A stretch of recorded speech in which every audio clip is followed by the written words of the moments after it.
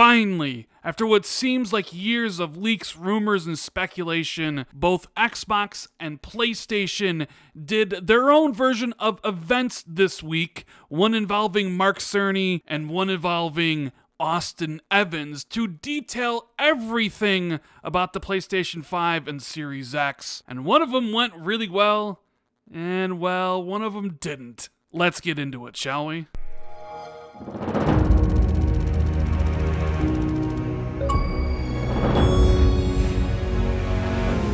What's going on, guys? Randall419, the man with the million, back again with another video. Hope everybody is having a great day, and if you could do me a big favor, if you enjoy this video, make sure you hit the like and subscribe button.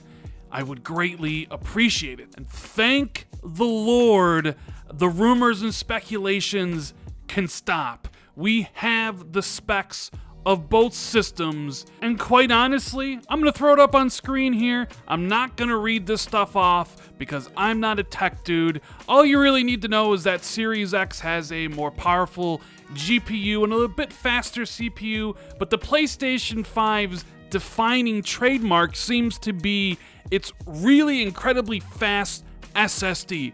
I'm happy with the specifications of both these systems. I'm getting Series X day one. It seems like Microsoft really learned from their mistakes with the original Xbox One, not only in building a system designed for gaming, but also the messaging behind that as well. Microsoft has come a long way from 2013. So I'm getting that system day one. It's where I'm gonna play 99% of all the games I'll play next generation, but then I'm also fine with the PlayStation 5 specs.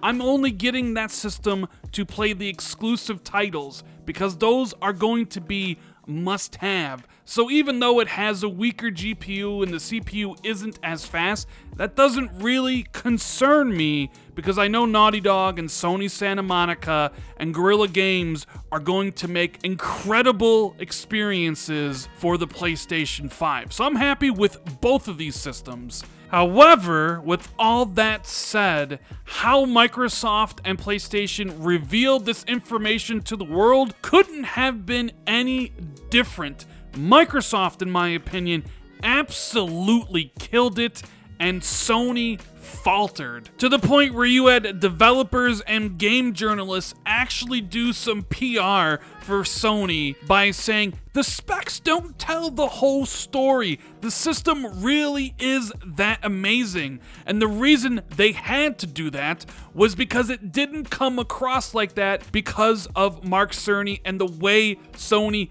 decided to impart this information to everybody for the first time, which is a big mistake. Now, Xbox had the right idea. They went through this terrible marketing back in 2013 with the Xbox One, and they were dedicated to changing it. So this time, they've been very upfront about what is in the Series X. Phil has wrote some articles on Xbox Wire detailing some of the things that you can expect to see, and then finally, when given a breakdown of the system, they invited Austin Evans and Digital Foundry out to Redmond to actually see the system, play some games on it, put it together, and actually show off some demos. So when Microsoft talks about ray tracing, they have Austin Evans play Minecraft, toggling between ray tracing on and off in Minecraft, so you can see what ray tracing does. They have Digital Foundry play Gears 5 on Xbox Series X and talk about the improvements that Xbox One games might receive on the Xbox Series X and showcase ray tracing among other improvements there too. But it goes beyond just that. They also talk about the SSD, how fast it is, their solution, but then they took the time and had demos. A loading demo for State of Decay 2, where you could see just how faster it is to load on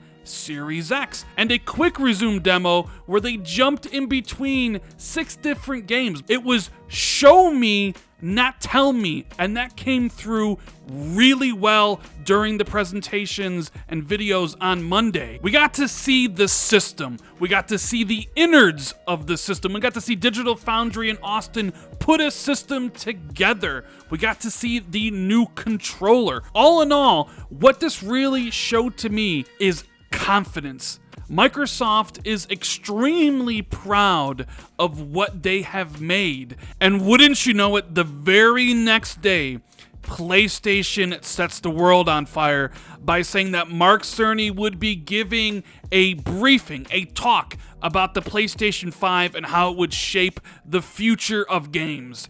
And the hype just got out of control. Now you gotta also keep in mind, PlayStation has been very quiet about the PS5 this entire year. There was no reveal event in February like a lot of so-called insiders had said there would be, and the only time they really talked about it was at CES when they showed off the logo. So people have been incredibly thirsty, yearning for some PlayStation news. So when this tweet hit, people got incredibly excited and expectations were raised to an unreasonable level.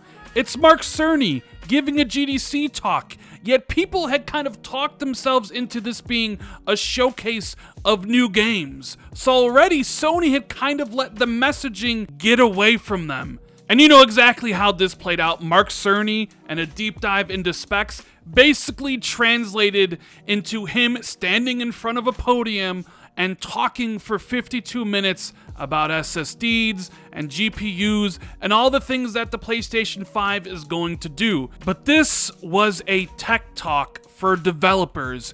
It wasn't really meant for consumers, but because of the way Sony positioned it to everybody, a lot of people went into this talk with high expectations and left disappointed. Within 5 minutes of Cerny talking, the entire chat was just Z's.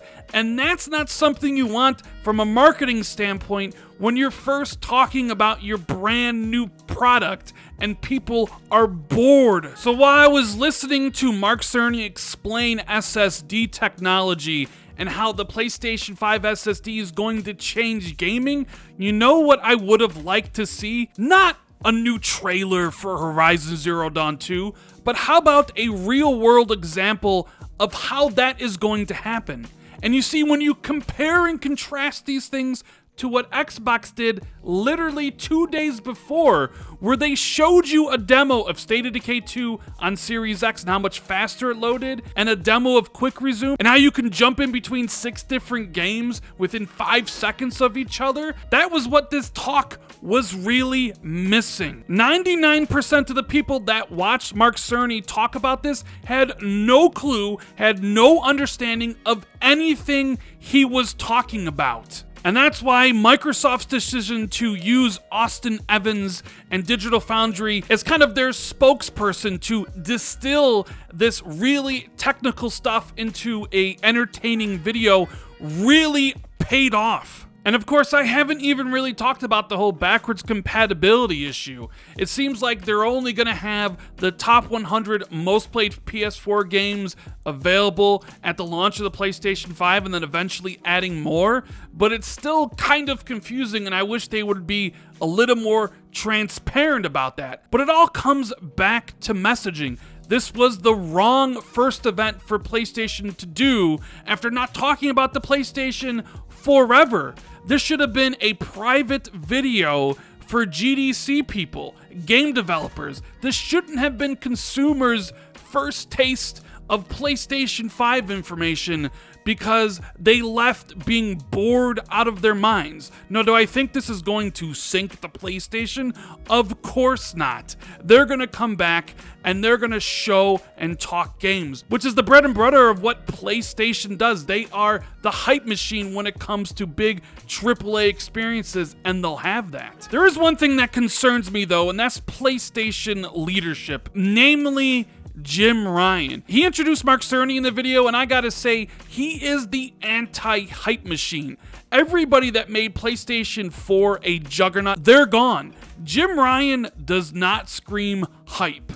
Jack Tretton, Adam Boyes, Andrew House, those guys knew what they were doing. When I look at Jim Ryan, I just look at a blank expression. He's completely monotone, and he shows no excitement.